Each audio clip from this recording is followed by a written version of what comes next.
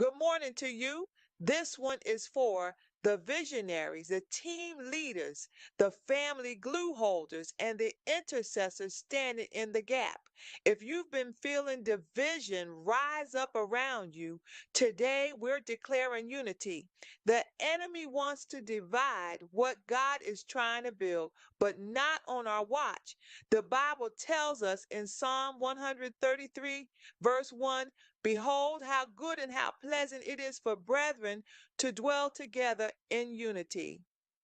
Unity unlocks blessing. Division invites destruction. God commands a blessing where unity lives.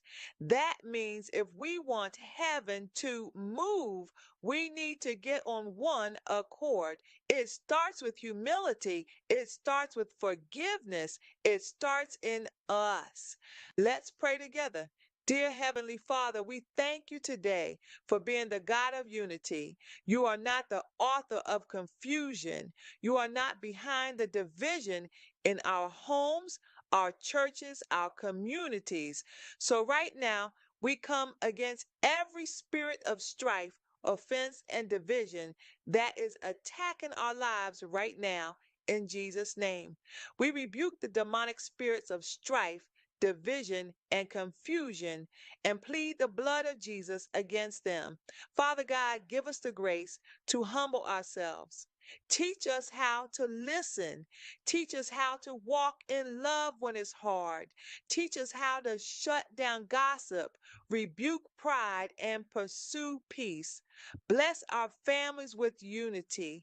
Let parents and children be reconciled. Let siblings forgive each other. Let husbands and wives find healing. Let churches put the mission over ego. Let your people stand together, not tear each other apart. We don't want fake peace. We want real unity. Holy Spirit, convict us where we've been the problem. Show us how to repair the breaches. Let us be peacemakers, bridge builders, and kingdom minded believers. And let the blessing of Psalm 133 be our portion: unity, anointing, and divine favor.